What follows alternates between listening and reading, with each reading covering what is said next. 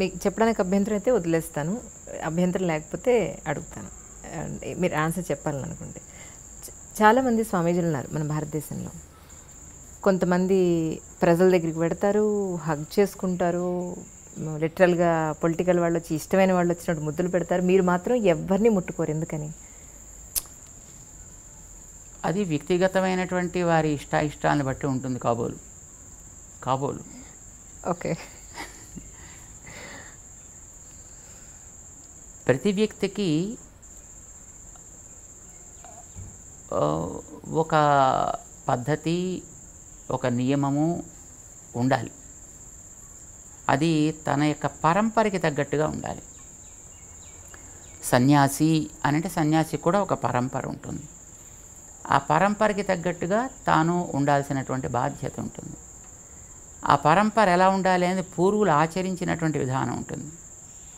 యథా తే తత్ర వర్తేరన్ తథా తత్ర వర్తేథాః, యథా తే తేషు వర్తేరన్ తథా తేషు వర్తేథాః. వేదం చెప్తోంది, నీ పూర్వులు ఇలాంటి సిచ్యువేషన్ ఎదురైనప్పుడు ఏ విధంగా ప్రవర్తించారో ఆ విధంగా నువ్వు ప్రవర్తించు. ఒక్కొక్క కార్యం చేసేటప్పుడు దానికి ముందు వెనకలు కూడా ఏవో కొన్ని ఉంటాయి. వాటిని వాళ్ళు ఏ విధంగా ఆచరించేవారో నువ్వు కూడా ఆ విధంగానే ఆచరించు. ఇది వేదం చేసినటువంటి అనుశాసనం. It's a command given by Vedas. So వేదాల్లో చెప్పిన దాన్ని ఆచరించేవాళ్ళు కొందరుంటారు, వైదికమైన పద్ధతిని ఫాలో అయ్యేవాళ్ళు కొందరుంటారు, స్వయంగా నిర్మించుకున్నటువంటి నియమాలను బట్టి ప్రవర్తించేటువంటి వాళ్ళు కొందరు ఉండొచ్చును. బట్ వాళ్ళ ఇష్టాన్ని బట్టి ఉంటుంది అది. మరి బహుశా మేము మా పెద్దవాళ్ళు ఎలా చేసేవారో అలా ఉండాలని అనుకునేవాళ్ళం కాబోలు. అందుకోసం మేము ఇలాగే ఉంటాం. అంటే మీ గురువుగారు ఇలాగే ఉండేవారండి? ఎస్. మేము మా ఆరాధన, మా కార్యక్రమాలు చేసేంతవరకు మేము ఒక పద్ధతి ప్రకారం ఉంటాం. అది అయిన తర్వాత మనం ఏదైనా బయట సామాజికమైన కార్యక్రమాల్లోకి వెళ్ళినప్పుడు అక్కడ సామాజికమైనటువంటి కార్యక్రమానికి ఎంతవరకు అవసరమో అంతవరకు మేము అక్కడ ఉంటాం.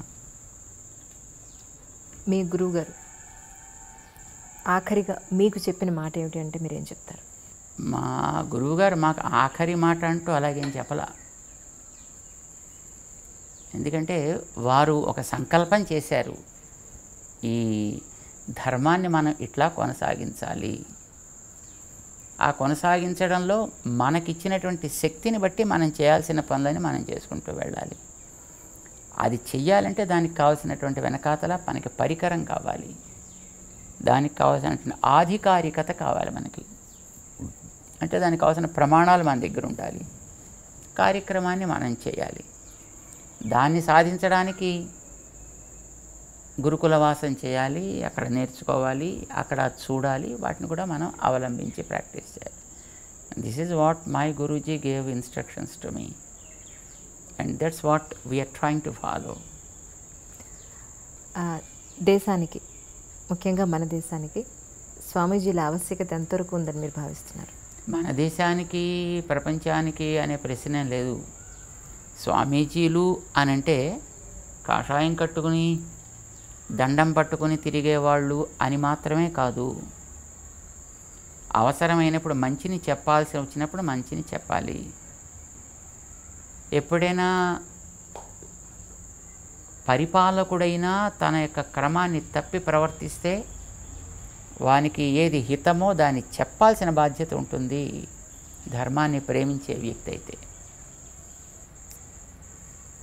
రాముడు, దశరథుడు లాంటి వాళ్ళు పరిపాలన చేసేటప్పుడు వశిష్ఠాదులు ఉండేవారు. వాళ్ళని పురోహితులు అని అనేవారు. పురోహితుడు అంటే తానుండేటటువంటి ప్రాంతానికి, రాజ్యానికి హితాన్ని చేసేవాడు అని అర్థం. పురమునకు హితమును చేయువాడు అని అర్థం. వీళ్ళు రాజుల దగ్గర ఉంటుండేవారు. రాజులు పరిపాలన చేసేవారు. ఎప్పుడైనా ఒకసారి రాజు కనుక చేయాల్సిన పాలనలో తప్పుడు నిర్ణయాలు చేస్తే వెంటనే వీరి పక్కన ఉండి అది తగదు, స్టాప్ ఇట్ అని చెప్పగలిగేవారు. వాళ్ళకంటూ ప్రత్యేకమైనటువంటి అవసరాలు ఏమీ ఉండేవి కావు. పక్షపాతాలు అంతకంటేనూ ఉండేవి కాదు. రాజు దగ్గరైనా మొహమాటాలు ఎప్పుడూ ఉండేవి కాదు. చెప్పవలసినటువంటి హితాన్ని చెప్పాల్సి వచ్చినప్పుడు నిర్మొహమాటంగానే చెప్పేవారు. మంచి చేసినప్పుడు ప్రశంస కూడా అంత నిర్మొహమాటంగానూ ఇవ్వగలిగేవారు. అందుకోసమని ఎప్పుడైనా నిర్ణయం చేయాల్సి వస్తే వాళ్ళు వీళ్ళ యొక్క సలహా సంప్రదింపులు జరిపి నిర్ణయాలు చేసేవారు ధార్మికమైనటువంటి విషయాల్లోకి వచ్చినప్పుడు. మిగతా విషయాల్లో వాళ్ళకి అనుభవం ఉంటుంది కనుక వాళ్ళు వాటిని సాధించగలుగుతారు.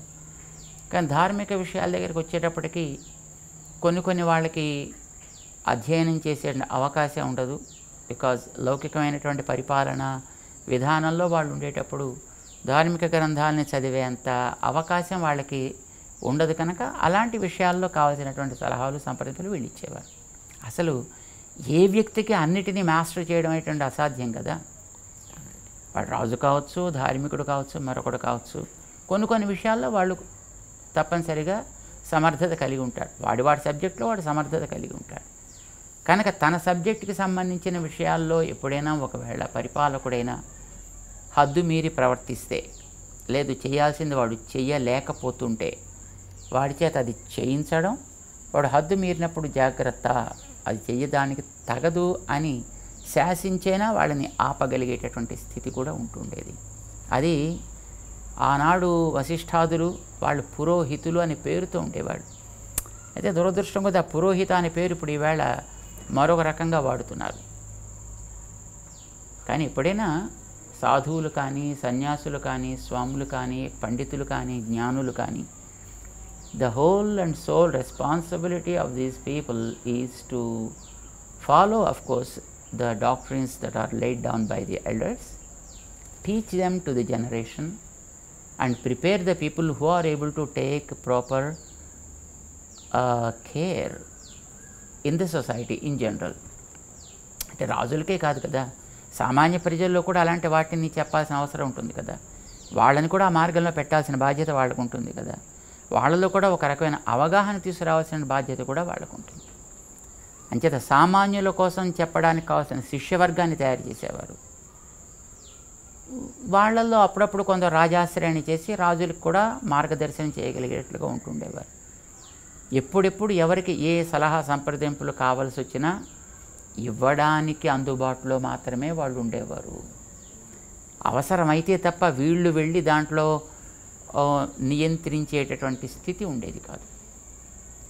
వాళ్ళు కూడా తమ బాధ్యతను గుర్తించి ఆ రకమైనటువంటి సలహా సంప్రదింపులు తీసుకుంటూ ఉండేవారు అలాంటి విషయాలకు వచ్చినప్పుడు.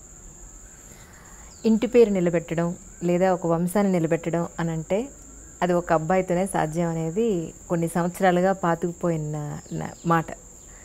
మరి మీ విషయంలో మీ తల్లిదండ్రులకి మీరు వంశాన్ని నిలబెట్టారని అనుకుంటే మరి మీ వంశాన్ని మీరెలా మరి ఇప్పుడు మీ సన్యాసాశ్రమంలో అది ఎలా వీలవుతుంది? మరి మీ తదనంతరం మీ వంశాన్ని నిలబెట్టాలి అని మీకు ఎప్పుడు అనిపించలేదా? వంశము అనేటటువంటిది ఒక్క వ్యక్తి వల్ల ఎప్పుడు నిలబడదు. అబ్బాయి వల్లనే నిలబడుతుంది అనే నియమం కూడా ఏమీ లేదు.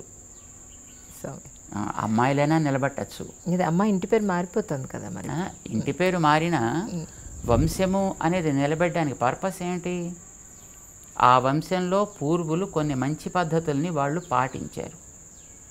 ఆ పాటించిన పద్ధతుల్ని తర్వాత జనరేషన్స్కి అందించాలి అని వాళ్ళు దే అస్పైర్డ్ ఫర్ దట్. మనకి పర్పస్ అదే కదా, వంశపు మర్యాద, వంశపు గౌరవం లేదా ప్రతిష్ట, ఆచారం. They are certain practices which they followed and they made the generations to preserve that practice. దాన్నే మనం సంప్రదాయము అని పేరు పెట్టి పిలుస్తాం దాన్ని. సో ఈ సంప్రదాయ పరిరక్షణ కోసమనే వివాహ వ్యవస్థ అయినా లేదు సంతానం కావాలి అని అనుకున్న పర్పస్ అది.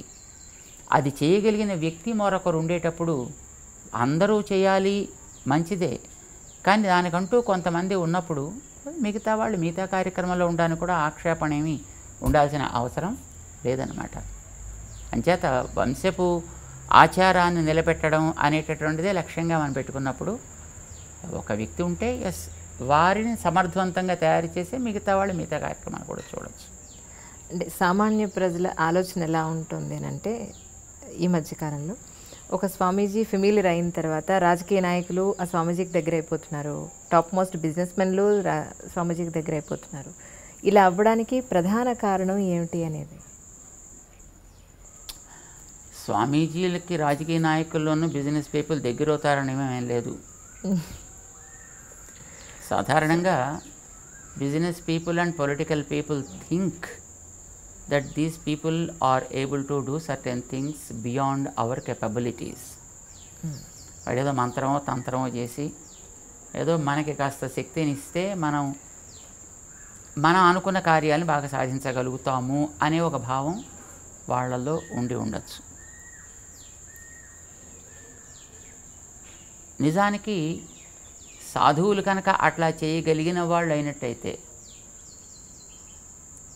వాడు తన దగ్గరికి వస్తేనే చేయాలని నియమం లేదు.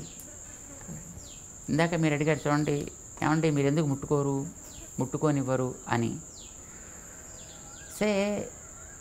ఒక ఫ్యాన్ తిరుగుతోంది అని అనుకోండి, what you expect out of that? Some nice breeze, మంచి గాలి వేయాలి, మనకి కాస్త తాపాన్ని తగ్గించాలి. సో దీన్ని మనం కోరుకునేది ఫ్యాన్ నుంచి. అది నిజంగా ఫ్యానే అయినట్టయితే, అది నిజంగా తిరగగలిగిందే అయితే దాని వెళ్ళి నువ్వు పట్టుకోవాల్సిన అవసరం లేదు.